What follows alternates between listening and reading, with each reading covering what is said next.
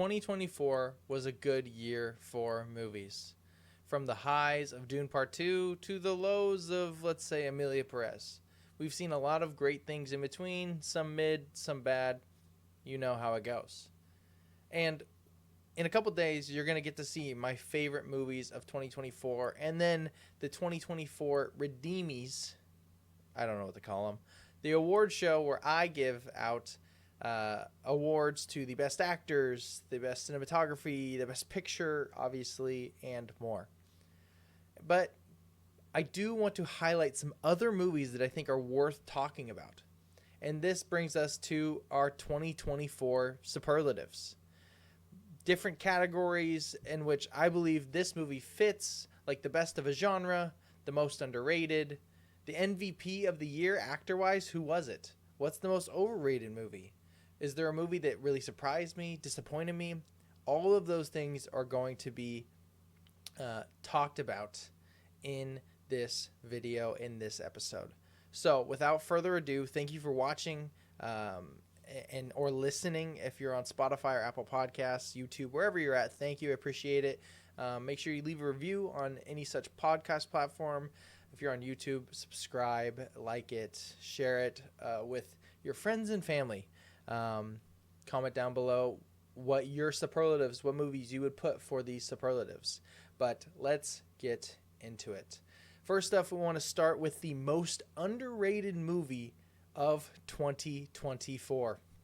And maybe you'll know what this movie is. Maybe you won't. This is a movie that has not left my mind since I watched it. And I want to make sure I bring up the right facts. It's one of my favorites of the year, which you'll see eventually. It is the movie Sometimes I Think About Dying, starring Daisy Ridley as just this as the main character. Her name's Fran. Here's how the story goes. Fran likes to think about dying. It brings sensation to her quiet life. When she makes the new guy at work laugh, it leads to more. A date, slice of pie, a conversation, a spark. The only thing standing in their way is Fran herself. Directed by Rachel Lambert. I wasn't really familiar with anything else of hers. Also starring David Marheji, I believe is how you say his name. He's a comedian, and I think he was good in this. But Sometimes I Think About Dying is a brilliant, brilliant movie. I think it's one of the best of the year, as you'll see in the upcoming video and episode of that. But I don't think people are talking about how good Daisy Ridley actually is in this. In my opinion, she should be nominated for an Oscar. The Oscars nomination came out today. I think that she deserved to be in that 5. I think the movie looks beautiful. I think it's really interesting thematically, the idea of looking at death and your life, and maybe your life isn't going perfect, and maybe you deal with depression, things like of that nature. Thematically, I think is really, really rich. I think this movie visually looks fantastic, and I'm a huge sucker for the PNW movies. A movie set in Oregon off the coast, and so I loved it. I love a slice of life movie. You get to see Daisy Ridley's Fran and her mundane life and what she goes through, what she thinks about, and how she has moments of joy, but then ultimately herself, her personality, what she goes through on a day-to-day basis kind of gets in the way, and I really loved it. On to the most overrated movie of 2024. We have Challengers. If you don't know Challengers, it's starring Josh O'Connor, Mike Feist, and of course the lovely Zendaya, who I am such a fan. Directed by Luca Guadagnino, who directed 2 movies this year, this and Queer, and I have not seen Queer. But Challengers is the love triangle tennis movie that spans a little bit of time, as it starts when they're younger, and then later on in life, everything kind of comes to a head. Challengers is bad. I think this is a bad movie. If you love it, that's your prerogative, and that's okay. Love what you love. We can respect each other. But I do not like this movie. I think that it is overly dramatic. That sounds weird because it's a movie, but it's very soap opera-y, in my opinion. I think that it's acted fine. I think the plot itself is really childish. Not childish as like kiddish, but like teen drama. And I just am not a fan. When I went into this movie, I was looking for something more. I don't know what exactly, but I wasn't looking for this. And I did not have a great time watching this. I think the score from Trent Reznor and Atticus Ross is not good. Everyone loves it. I am not a fan. I think that's just based on my style of music and score that I like, but it's not for me. Constantly throughout this movie, I'm rolling my eyes. I'm frustrated. I'm like, what the heck is this? I don't really care. If I do give it one thing, the cinematography from the wonderful and fantastic Sayum Muktiprom, I think that's how you say his name. I'm probably mispronouncing it, but I think that is absolutely wonderful. I think that he cooks behind the camera as a DP. He's wonderful. But honestly, each story moment as this movie progressed just took me further and further out of it, and I had a really bad time with it. I really did not like it. But it is what it is. The biggest surprise of the year, the movie that I had no idea was on my radar.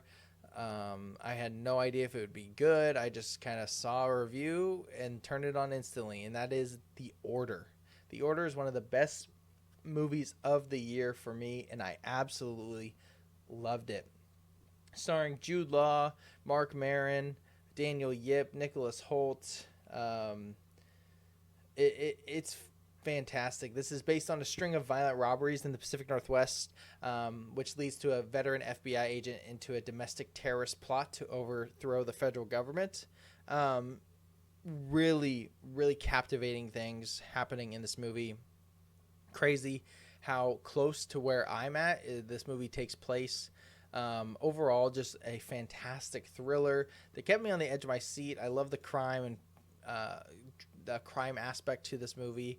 I think it's shot beautifully. I think Nicholas Hoult is incredible in this supporting actor role. I really, really enjoyed his performance. I enjoyed Jude Law a lot. But, I mean, overall, I had an absolute blast. I think Justin Kurzel, who's the director of this movie, directs the heck out of it. And I am such a fan. Huge surprise for me. In terms of the opposite end, the biggest disappointment, we have a movie, Spaceman. Spaceman is the movie where Adam Sandler is in a dramatic role again, stuck in space, and there's a spider on board his spaceship with him. And there's kind of this interesting dynamic with Carey Mulligan, who I believe is his girlfriend or wife. I don't remember. Again, this is the most disappointing movie of the year for me, where he longs to be with her, obviously, because he's been in space for a while. And Paul Dano voices this spider talking to Adam Sandler. He calls him Skinny Human a lot. And this is really a nothing burger of a movie. I really didn't enjoy it at all. And I was really excited. Adam Sandler in dramatic roles is top tier. I think he's absolutely fantastic. You have Uncut Gems, Punch Drunk Love, and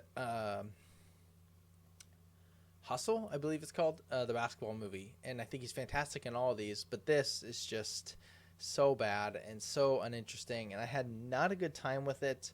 It went in here and out the other. It's ranked at 100th out of my 139 movies that I've seen. I rated it 2 stars. Yeah. It felt like a chore to get through. I'm trying to read my review to see what I even thought, because I don't remember what I thought, if I'm being completely honest. I just remember being utterly disappointed by this thing. So, not a good movie. The funniest film of the year is, without a doubt, the incredibly clever and original Hundreds of Beavers. I don't want to say too much, because I think you just have to go into this movie blind like I did. Just turn it on, watch, and enjoy. It is absolutely hilarious. I think it's an absolute treat of a movie. One of the best. Obviously, it's a huge surprise, but I heard about it a little bit before I watched it, so I was anticipating it a little bit. And I mean, it's near perfect. I mean, another rewatch could bump this up to a 5-star for me. It's one of my favorites of the year. You're going to see it in my top 25. How high? I guess you got to wait for that episode and video to see. But this is fantastic. I adore every second of it.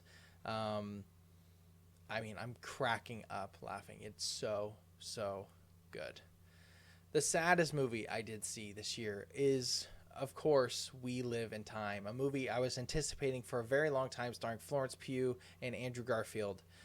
playing a married couple as they meet in a weird, funny way, but then they're hit with news later in life that totally rocks their world. What I love about this movie is it does bounce through time so effortlessly without giving us title cards to tell us where we are. But based on cues and context details, we can see this is at this point in their life. This is before the accident, before they met, just after they met, during their breakup, after they had kids. You know, throughout their life and their story together, we get to go and jump through moments in time. There are things that ruin it for me a little bit. I do give this a very high rating. You're going to see it in my top 25 once again. But it has a subplot that I think works only because it does help other parts of the film in moments I really love, but also at the same time, I did not like it, felt it was unnecessary. It kind of sounds paradoxical because it kind of is. But I just think that the subplot with her being a chef, not being a chef, but the chef competition that they have really detracts from the movie, and it creates some good moments, but overall lowers my rating of it, unfortunately. But to say it's not sad, oh my goodness. I teared up within the first 5 minutes of watching one of the most devastating movies I've seen in a while, and especially from a new release. And full of absolute tragedy, but full of absolute joy, and I really, really loved it. The best horror movie of the year. If you know me, you know I'm not a huge horror stan. I like horror movies. I'll say this: the horror movies I like, I love, and I'm not watching everything. I don't watch body horror. I don't watch demonic movies like actual demons. So I've never seen The Conjurings or The Nuns or, there's lots of things I haven't seen. But I did watch a couple horror movies this year. I'm trying to even look. Obviously, Alien Romulus is a horror movie that I watched, really enjoyed. Some people consider trap horror. I don't know. I saw TV Glow's horror, which is good. Love Lies Bleeding has some elements of horror. Yeah, but not a lot of horror for me this year. But my favorite horror movie of the year was Nosferatu, the iconic retelling of Count Orlok and Ellen, and it's starring Lily Rose Depp, Willem Dafoe, Nicholas Hoult, Bill Skarsgård as Orlok. Aaron Taylor Johnson is in this. We have an absolutely stacked cast. And I think that it did such a good job just taking us to this world and letting us sit there and live in it, because it was so eerie, it was so dark, and Count Orlok is this darkness personified, and it really does show the whether Robert Eggers means this or not, which most likely not, maybe. I'd love to have a conversation with him, but it does show the draw of sin and what sin does to entice us and give into it, thinking that that's the solution to save something or to be joyful or experience pleasure. And that's simply not the case. We know that from Scripture. But this darkness that Orlok personifies, and the darkness that spreads, kind of shows the weight of sin, the dangerousness of sin in the Christian life, and the pleasure that one can get from it, even though it doesn't last. And I got a lot out of that. I had a really fun conversation with my brother Micah on my other podcast, the Chick and the Duck podcast. If you go check that out, that'd be absolutely awesome. We do movie reviews, play games, rankings, talk about news, all of those things. Then we talk in depth on Nosferatu, directed by Robert Eggers, which was my favorite horror movie of the year. The best animated movie of the year somehow is not The Wild Robot. I know, it's kind of crazy thinking how good that movie actually is, but something later in the year that I was anticipating ever since I saw the trailer is the no dialogue animated, obviously, film about a solitary cat directed by Jinx Zibaladis. Sorry. It's about a displaced solitary cat displaced by a great flood, finds refuge on a boat with various species, and must navigate the challenges of adapting to a transformed world together. You get a fantastic cast of characters, and by cast of characters, I mean animals. with monkey, a dog, a bird, something else. I forget what it's called. But each animal representing a different type of human, and this movie is incredibly human, and it's absolutely wonderfully animated. I think that people compared it to like a PS2 animation, like cutscene, and I disagree because I think it looks better than that. But I think the stylistic choice is extremely beautiful. It's super fun. It's fantastical while being grounded. By grounded, I mean being incredibly human and displaying real emotion that can mean a lot. And also my cat loves it. When I turned it on, he loved watching it at home. So Flow is incredible, and I hope it wins Best Animated Feature at the Oscars. The best international movie that I saw this year is The Count of Monte Cristo. Grand in scale, a story that's been done before, yet is so very good. I was debating on what was the best international movie. I saw Kneecap, which I loved. I saw Evil Does Not Exist, which I also loved. But something about The Count of Monte Cristo, the vibe, the scene, the iconicness of the Monte Cristo. I've read the story before. It's got beautiful scale, beautiful visuals. I think acting-wise, we're put on great performances from Pierre Nini, who plays Edmond Dantes, the Count of Monte Cristo. I love the production design, the costume design, cinematography is beautiful, and the score is one of the best of the year, and I really, really loved it. This is an absolutely fantastic movie that, watch more international movies, people. I promise you, they're absolutely worth it, and they're absolutely incredible, too. So, I thought this is a fun category. What is the best movie that was released straight to streaming? And for me, this was easy. It's one of my favorite movies of the year. It's not like I had to go very far down my list. I loved Rebel Ridge, the non-violent action movie that is main characters played by Aaron Pierre, you have Don Johnson, and then Anna Sophia Robb from the good old Bridge to Terabithia backing this star, Aaron Pierre, and soon-to-be Green Lantern. This was really good. Just a fun time watching, fun 2 hours or so. It's a thriller. It's high speed. It's got sweet action set pieces that I really, really enjoyed. And Aaron Pierre proves that he's a star, and I'm so excited to see what he does next. There's nothing crazy to this. It's not like this was groundbreaking anyway, but I did have such a good time watching it that ultimately it is my favorite movie that went straight to streaming this year. This is an interesting category because I said, what is the most essential movie this year? What's the movie, and here's what I mean. What's the movie that you have to see? That like you don't know about, essentially. The underlooked masterpiece, if you will. And for me, that's Sing Sing. Sing Sing is a movie I've seen 3 times now. That is one of my favorite movies I've ever seen in my entire life. Coleman Domingo, along with a cast made up of people from the Sing Sing prison and the art theater kind of program in the Sing Sing prison. And it's them telling their story, how they've been rehabilitated and reconciled through art and theater. And deeper than that, deeper than this rehabilitation, it really speaks on the idea of what it means to be beloved, which is something that is near and dear to my heart as a Christian, as a Christ follower who recognizes that being beloved... Oh, there's my cat. Dude, get down. Being beloved is something that all Christians are by God. We are beloved by him. And I think it's so beautiful. It's a movie that made me cry. It made me laugh. I do think it's a near perfect movie. I give it a perfect 5 out of 5 stars. And I think everybody has to watch it. I think it's an essential viewing. I think it's one of those movies that's like, yeah, this is doing something that's kind of spectacular. And it's a shame that this movie did not get nominated for Best Picture at the Oscars. It's sad. Kind of shifting gears to a lighter note, there is a movie that was the most fun this year.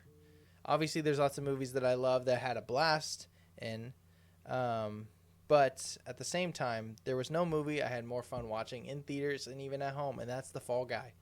Emily Blunt, Ryan Gosling. I had an absolute hoot of a time watching this stunt guy get framed and go through the worst experiences, all trying to impress his crush. I think that's hilarious. It's fun, like so funny.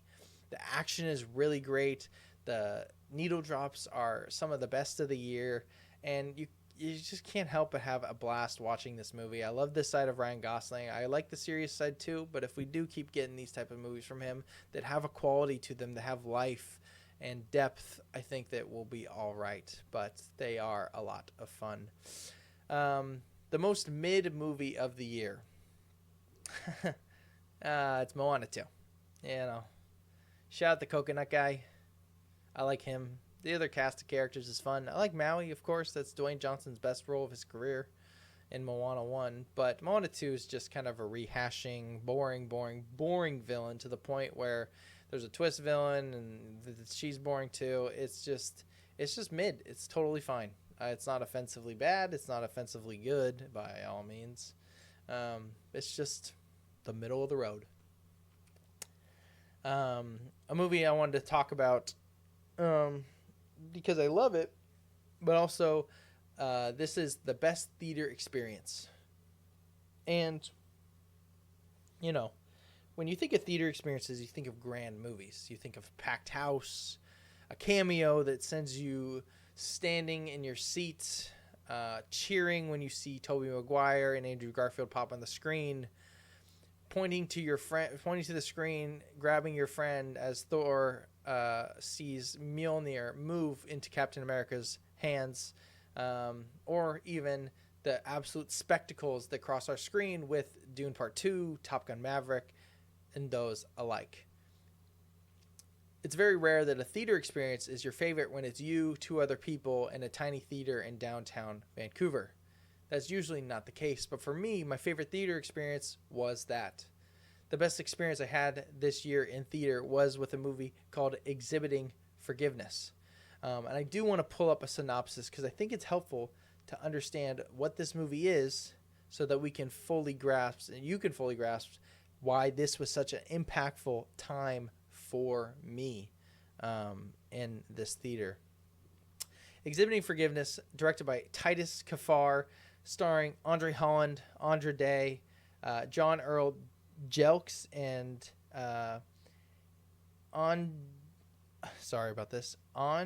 Janu Ellis Taylor and Matthew Elam.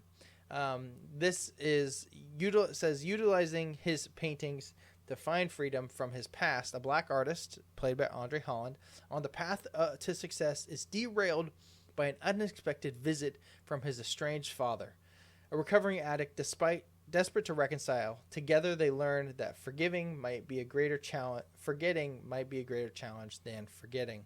That is Exhibiting Forgiveness. This was a heavy movie. This is a movie where God met me in this theater. And not only did he meet me, but I believe he met someone else in this theater possibly. I was sitting in the back row of a Regal in downtown Vancouver, a small theater. You know, there's like maybe 4 rows in the back and like 3 rows up front. I was watching this movie, and you're seeing the heartache and the trauma built up in our main character. Experience with his dad, with his father, and you just see anguish constantly. Well, something was happening in the movie, and I don't want to spoil anything because it's so good, and I think you should go watch it. But essentially, something happens in the movie, a pivotal moment, and there was 2 people in front of me, and 2 African-American people, a couple in their, late 60s, maybe early 70s, older couple. And this gentleman stands up as the scene is happening, screams some expletives that I will not be repeating on here, and throws his 40-ounce hydro flask behind him. It zips by me, missing me by a few feet, and hits the back wall. startled. My heart rate jumps. I'm trying to watch the movie, trying to figure out what's going on. But something in me told me that this was not a threat, that I was not in danger in any way. God's Spirit gave just instant peace. Instantly. As I watched this man shout a little bit more, and granted, it's him, his wife, and me in the theater. And he walks to the right side of the theater into the aisle, and he's got his hands over his head, and he's kind of starts talking to himself, and he's clearly crying as he experienced this moment. After about 4 or 5 minutes of just standing there, kind of mumbling to himself in tears, his wife still watching the movie, me watching him, watching the movie, trying to pay attention to both. I grab his water bottle and I set it down next to me, knowing that I will give it to him at the end of the movie if he decides not to come up. Well, he eventually comes up to apologize, to say he was sorry for doing what he did. And I gave him his water bottle, and he shook my hand, and he just didn't let go. He didn't let go of my hand, and he didn't need to. It was in this moment that I'm just praying in my head, God, give me the right words to say. And also be with this man who's hurting. And as he's standing there apologizing, I'm saying, don't worry, it's okay. No harm was done. I'm fine. Are you okay? And he tells me that he's not. He tells me that this is his life. What is being shown on screen of exhibiting forgiveness is the life that he has experienced. And I can't get too much into it because that's his story to tell, and I don't want to spoil the movie. But I just stood with him for about 4 or 5 minutes, him holding my hand, listening to a little bit of his story and why he was so emotional and traumatized by why I was on screen. Eventually, I gave him a hug and said that I was praying for him and that God loved him. And he said thank you. And he went and sat back down. There's still 30 minutes left in this movie. For the next 30 minutes, I'm praying to God as I'm watching this movie to be with my new friend. And at the time, I didn't know that we were going to be somewhat acquaintances. I haven't seen him since. I haven't talked to him since. But I like to think that we'd be friends. Anyway, the movie continues, and there is a beautiful ending that is more than meaningful. And we sit through the credits silent. I'm in tears. They're in tears. And I walk up to them just to say, hello again. Don't worry about what happened. Ask if he's okay. And tell them to have I hope they have a wonderful day. And that initial conversation and just a moment to just check in turned into 45 minutes.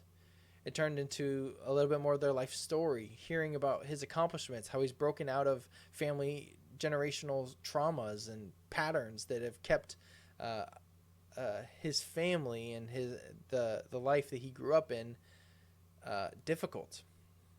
And I got to hear how he changed that.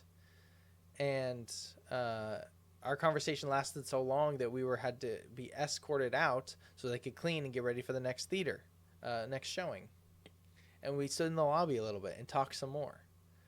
And I had to be somewhere because they asked if I wanted to go to lunch, and I so badly did, but I had to go and work, unfortunately, and so I couldn't hang out with them. And I would like nothing more than to do that. But I got to talk with him more about Jesus, because he asked what I did for a living, and I said I was a pastor, and then his wife said, no wonder he didn't try to fight you after you threw a water bottle at him. It was very funny. But to me, this theater experience, being the best theater experience, not just of the year, but of my entire life, showed me two things that I already knew were true. That art has the power to affect us emotionally, spiritually, mentally, even physically. And God shows up in movies because God was present. God's Spirit was palpable in that theater. He was there comforting me, teaching me about forgiveness and reconciliation, but he was definitely teaching my friend who experienced and got essentially watched his life unfold on screen. And this was a monumental experience that feels perfectly ordained by God, because I wasn't supposed to be in that theater. I was supposed to see the movie twice before on 2 different days, and it didn't work out for me to go. And then I went on a whim, last second, went to the showing, ended up with these 2 people, and it changed my life forever and hopefully changed theirs. This was the best theater experience of the year for me, and honestly, the best of my life. And so we're nearing the end of this video, this episode, but I hope that you can experience those things as well. I hope that part of the reason I love doing this podcast is sharing where God shows up in movies and what the power of art actually is. And it's powerful for those who don't believe in Jesus, but I believe it's even more powerful for those who do, because there is a divine, a perfect and holy being that's showing up in the most crazy ways, and it makes my day every single time I watch a movie and I experience Jesus through that movie. It's beautiful. 2 more things. I want to highlight the best box office flop, which is such a stark transition from what I just talked about. But movies flop. That's true, but doesn't mean they're bad. And for that, it's Furiosa, a masterpiece.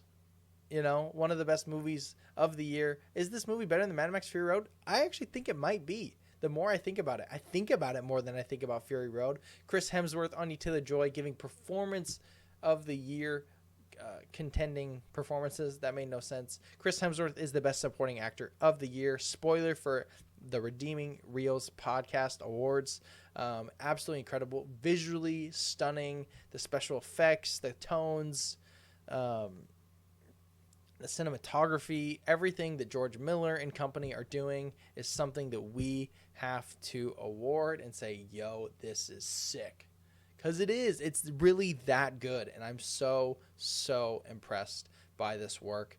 And Furiosa is amazing. And then the MVP.